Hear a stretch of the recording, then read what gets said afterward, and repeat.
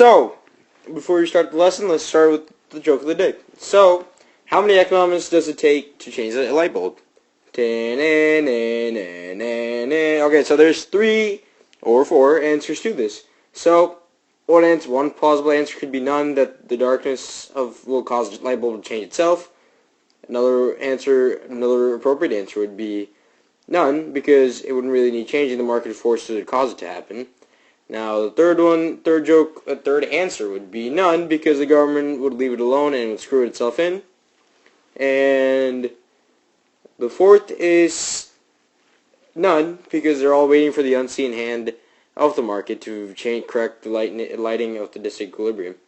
So, if you go more in depth into this joke, you can see that it's referring back to the Say's law, which says supply creates its own demand, essentially stating that the government does not need to intervene in the economy to fix it, because the economy would fix itself. And this was proposed by Jean-Baptiste Say. And one thing to note about him is his ideology is somewhat completely different from the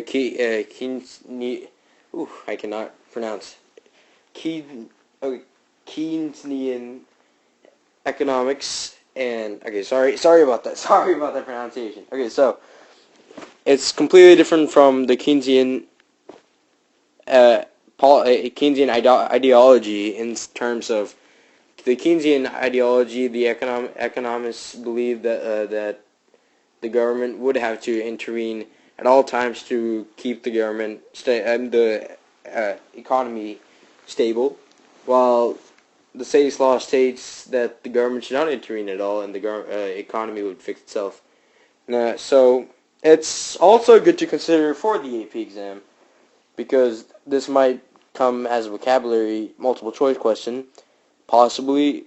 I'm not completely sure, but possibly an FRQ. So you should be familiar with these different ideologies about economics. And let's get into the lesson. Alright, so today we'll be talking about reserves. And reserves, there are 2 important definitions needed to know what reserves are. And that is known as required reserves and excess reserves. And essentially, required reserves is, say, when you donate, not donate, but when you put in a certain amount of money in the bank is required to keep a certain percentage of that money, which would be known as the required reserve, and the rest of it they could spend.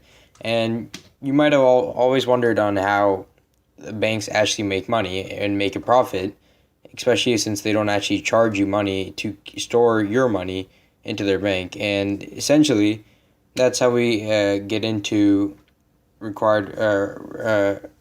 That's where we look into excess reserves. And let's say a bank is required to have a required ratio of 20%.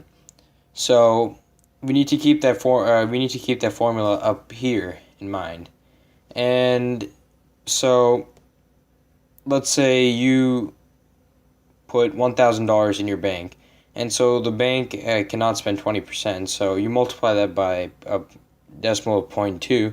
and you get $800. Now, $800 is the excess reserve, and with that, they could spend that money. And so we take the formula given, and since our required ratio is 20%, the decimal form would be 0.2. So we use a formula and plug in the 2.2 and get 5, and we multiply that by 800 and get 4,000. Now, 4,000 is how much the bank could actually make from your $800, and that's essentially how banks make a profit. This is also important for your AP exams, and it's just a good tad bit to know, because if you're ever curious on how banks actually make money. And that is about it.